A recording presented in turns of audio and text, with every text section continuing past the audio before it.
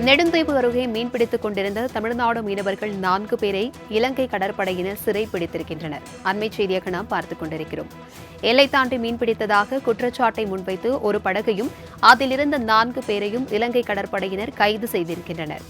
4 மீனவர்களையும் விசாரணைக்காக காங்கேசன் கடற்படை முகாமிற்கு அழைத்து செல்ல உள்ளனர். இதுகுறித்தான கூடுதல் விவரங்களுடன் இணைகிறார் எமது செய்தியாளர் மதன். வணக்கம் மதன். எல்லை தாண்டி மீன்பிடித்ததாக தமிழக மீனவர்கள் 4 பேரை இலங்கை கடற்படை கைது செய்திருக்கிறது. இது குறித்தான விவரங்கள். வணக்கம் பிரபாவதி. அதாவது எல்லை தாண்டி மீன்பிடித்ததாக கூறி தமிழகத்தைச் சேர்ந்த ஒரு விசைப்படகு மற்றும் 4 மீனவர்களை இலங்கை கடற்படை நெடுந்தீவு அருகே கைது செய்து தற்போது விசாரணை மேற்கொண்டு வருவதாக முதற்கட்ட தகவல் கிடைத்துள்ளது. அதாவது குறிப்பாக தமிழகத்தின் பல்வேறு துறைமுகங்களில் இருந்து 61 நாள் மீன்பிடி தடை காலத்திற்கு பின் மீனவர்கள் ஜூன் 15ஆம் தேதி மீன்பிடிக்க கடலுக்கு சென்றிருந்தனர். இந்நிலையில் மீனவர்களுக்கு அதிகமான மீன்கள் பிடித்து வந்து சந்தோஷமாக மீனவர்கள் இருந்து வந்த சூழ்நிலையில் நேற்று தமிழகத்தின் பல்வேறு துறைமுகங்களில் இருந்து மீனவர்கள் மீன் பிடிப்பதற்கான மீன்பிடி அனுமதி சீட்டு பெற்று மீன்பிடிக்க கடலுக்கு சென்றுள்ளனர்.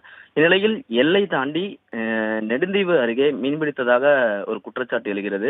தமிழகத்தைச் சேர்ந்த ஒரு விசைப்படகு மற்றும் 4 மீனவர்கள் நெடுந்தீவை தாண்டி மீன்பிடித்ததாக கூறப்படுகிறது. இதனால் 4 மீனவர்கள் மற்றும் ஒரு விசைப்படகை இலங்கை கடற்படை கைது செய்து அவர்களிடம் தீவிர விசாரணையும் மேற்கொண்டு வருவதாக தகவல் கிடைத்துள்ளது. மேலும் பிடிபட்ட மீனவர்கள் புதுக்கோட்டை பகுதியை சேர்ந்த மீனவர்களாக இருக்கலாம் என்ற சந்தேகமும் எழுந்துள்ளது. மேலும் தடைக்காலம் முடிந்து 3வது கடல் சென்ற மீனவரின் விசைப்படகு மற்றும் 4 மீனவர்களை இலங்கை கடற்படை சிறைபிடிக்கப்பட்ட சம்பவம் தற்போது தமிழக மீனவர்கள் மத்தியில் ஒரு பதட்டமான சூழ்நிலை நிலவியுள்ளது. மேலும் பிடிபட்ட மீனவர்கள் காங்கேசன் துறைமுகத்திற்கு அழைத்துச் செல்லப்பட்டு யாழ்ப்பாணம் நீதிமன்றத்தில் ஆஜர்படுத்தப்படுவார்கள் என எதிர்பார்க்கப்படுகிறது. பிரபாவதி,